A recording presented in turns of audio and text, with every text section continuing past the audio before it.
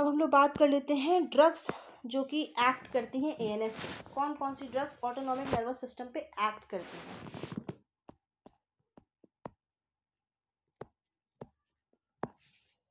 Oh sorry,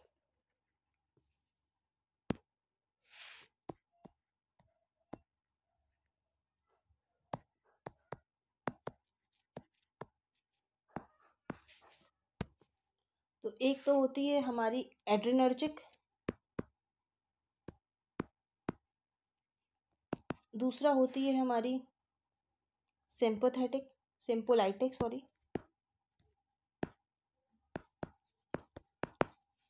तीसरी होती है कोलिनर्जिक,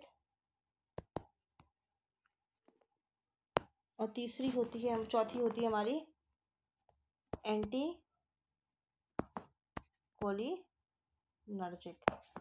अब क्या होता है इनमें डिफरेंस और ये चारों होती क्या हैं इसकी बात कर लेते हैं। तो ये कुछ नहीं होती हैं, ये क्या होती हैं, सिर्फ ऐसी ड्रग्स हैं जो कि ऑटोनॉमिक नर्वस सिस्टम पे एक्ट करता है। कोई पैरासिम्पैथेटिक नर्वस सिस्टम को इंक्रीज करता है, कोई डिक्रीज करता है, कोई सिंपैथेटिक नर्वस सिस्टम को बढ़ाता है, कोई सिंपैथेटिक नर्वस सिस्टम की एक्टिविटी को कम करता है। तो जो एड्रिनर्जिक ड्रग होती है, नाम से ही पता चलता है एडीआर, यानी कि एनर्जिक मतलब एक्टिविटी को बढ़ा देना। तो क्या होता है, ये जो होती है सिंपैथेटिक नर्वस सिस्टम की एक्टिविटी को क्या करती है, इंक्रीज करती है, सिंपैथेटिक नर्वस सिस्टम की एक्टिविटी को बढ़ाती है। वो ड्रग्स जो कि सिंपैथेटिक नर्वस सिस्टम की एक्टिविटीज़ को इंक्रीज करें उन्हें क्या बोलते हैं, एड्रिनर्जिक ड्रग्स। दूसरे पे आ जाते हैं सिंपोलैटिक। लेटिक यानी कि तोड़ना, यहाँ पे लेटिक यानी कि क्या होता है, तोड़ना। तो वो ड्रग्स जो कि सिंपैथेटिक नर्वस सिस्टम की एक्टिविटी को तोड़ती है, यानी कि कम करती है, सिंपैथेटिक नर्वस सिस्टम की एक्टिविटी को कम करती है, उसे क्या बोलते हैं हम लोग, सिम्पेटोलाइटिक बोलते हैं।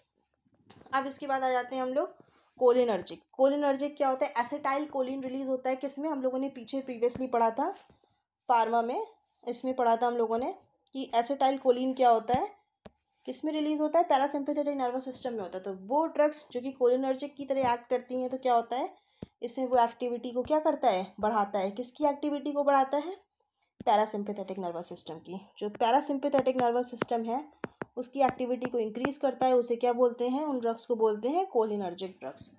और वो ड्रग्स जो पैरासिम्पैथेटिक नर्वस सिस्टम की एक्टिविटी को डिक्रीज करें उसे क्या बोलेंगे हम लोग, एंटी कोलिनर्जिक ड्रग्स बोलेंगे। अब हम लोग बात कर लेते हैं एग्जाम्पल्स की। तो एग्जाम्पल्स बहुत अच्छा है, जो सिंपैथेटिक नर्वस सिस्टम की एक्टिविटी को बढ़ाता है उसका एग्जाम्पल है आपका एडीआर, यानी कि एड्रेनलिन एग्जाम्पल है आपका। और सिंपैथेटिक नर्वस सिस्टम की एक्टिविटी को जो कम करता है उसे क्या बोलते हैं हम लोग, बीटा ब्लॉकर, इसको सिंपैथोइलेक्ट्रिक बोलते हैं। और जो कोलिनर्जिक है वो कौन सी है, जो कि पैरासिम्पैथेटिक नर्वस सिस्टम की एक्टिविटी को इनिशिएट करता है, वो है आपका डिजॉक्सिन।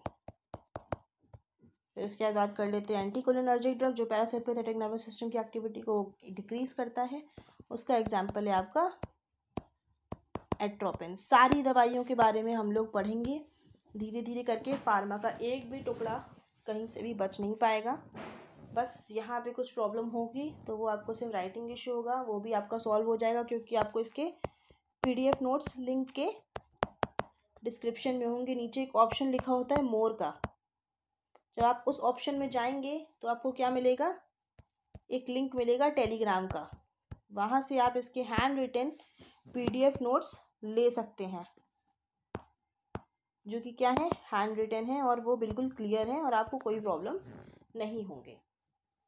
अब हम लोग बात कर लेते हैं, हम लोगों ने पूरे ऑटोनॉमिक नर्वस सिस्टम की बात कर ली, हम लोग बात करते हैं व्हाट इज कोलिनर्जिक्स।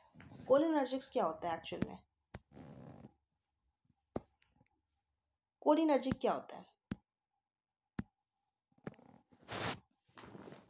कोलिनर्जिक जो होता है वो दो तरह का होता है।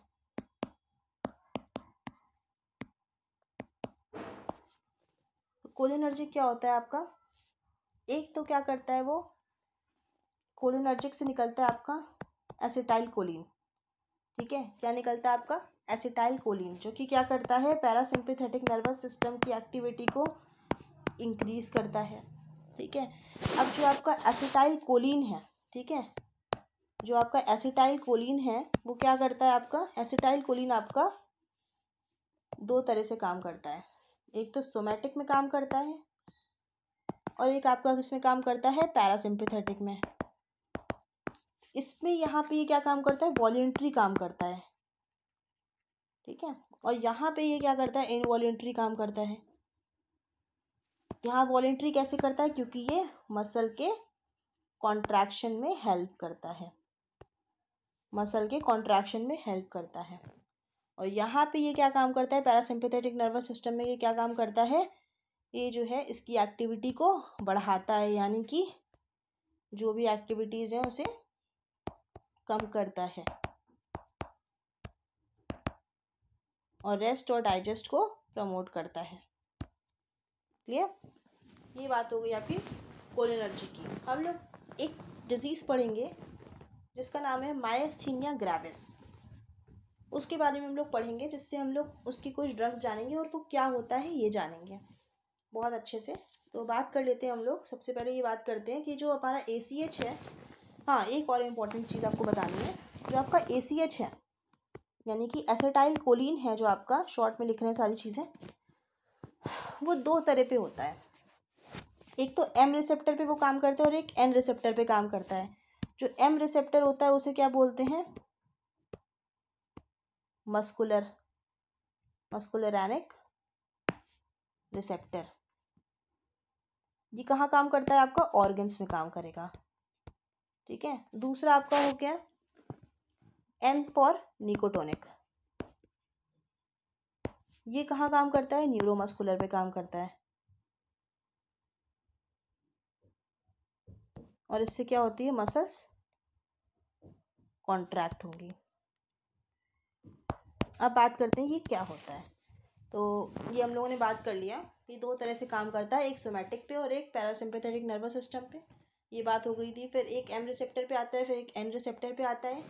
तो M रिसेप्टर को मसल कॉन्ट्रैक्शन बोलते हैं और जो आपका N रिसेप्टर होता है वो निकोटोनिक रिसेप्टर होता है। अब एक डिजीज़ का नाम सुना होगा आपने जो कि कॉन्ट्रैक्शन पे ही डिपेंड करती है, जिसका नाम है मायस्थीनिया ग्रेविस।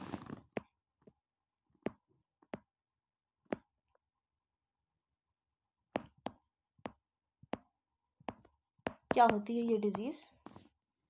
ये डिज़ीज़ जो होती है वो सबसे पहले बात कर लेते हैं, वो होती है auto immune. It is a auto immune disease. अब ये डिज़ीज़ क्या होती है, आज हम लोग इसको अच्छे से समझेंगे और आज के बाद इसमें कोई भी कन्फ्यूजन किसी को भी नहीं होगी। तो ये डिज़ीज़ होती क्या है, हमारी बॉडी में क्या होते हैं, कुछ रिसेप्टर्स प्रेजेंट होते हैं। और यहाँ पे क्या प्रेजेंट है आपका, ये आपका क्या हो गया, प्री सिनेप्टिक एरिया हो गया। ये क्या हो गया आपका, पोस्ट सिनेप्टिक एरिया हो गया। यहाँ पे क्या आपके हैं, साइनैप्स प्रेजेंट हैं। पहले है तो प्री सिनेप्टिक, आगे है तो पोस्ट सिनेप्टिक। यहाँ कौन सिग्नल देगा, सेंट्रल नर्वस सिस्टम सिग्नल देगा।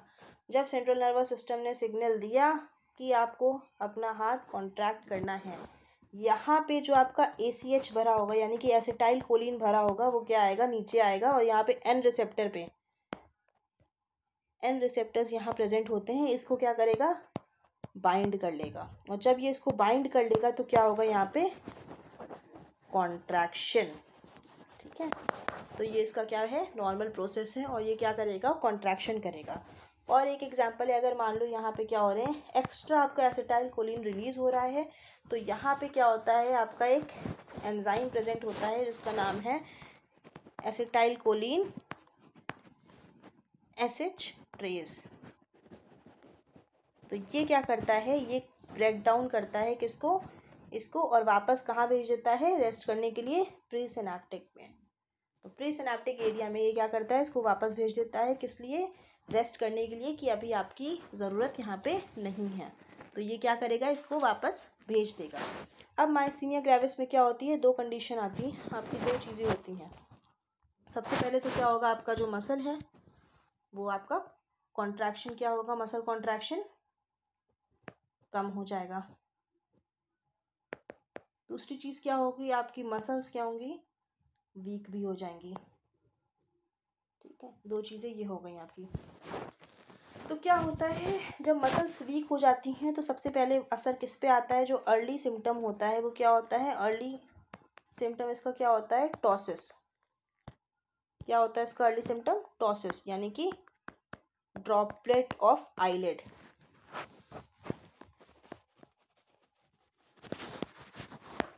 आईलिड का ड्रॉपिंग डाउन होना, आईलिड का। तो इसमें क्या होता है, क्यों ये अर्ली सिम्टम होता है, क्योंकि जो हमारी आईज की मसल्स होती हैं जब ये रिलैक्स मोड पे होती हैं तो क्या होती है, ये नीचे की तरफ होती हैं। जब ये कॉन्ट्रैक्ट मसल्स पे, कॉन्ट्रैक्ट बेस पे होती है तो ये क्या होती है, वापस से उठी हुई होती हैं। लेकिन जब हम लोग की बॉडी में एसिटाइल कोलिन की कमी आ जाएगी तो क्या होगा, ये डाउन ही रह जाएंगी, ऊपर की ओर नहीं उठ पाएंगी। तो इसीलिए इसका अर्ली सिम्टम्स क्या होता है, टॉसिस होता है। अब इसको चेक करने के लिए अब दो चीज़ें आती हैं। दो चीज़ें क्या क्या आती हैं हमारी बॉडी में, अब दो चीज़ें हो जाती हैं क्या, अब या तो मसल्स वीक हैं यानी कि कॉन्ट्रैक्ट नहीं कर पा रही हैं, तो दो बात है, या तो आपके में ACH की कमी है और या तो क्या है, ACH ज़्यादा है। ठीक, तो अब क्या होगा, इसको चेक करने के लिए एक टेस्ट होता है जिसका नाम होता है टेंसिलॉन टेस्ट।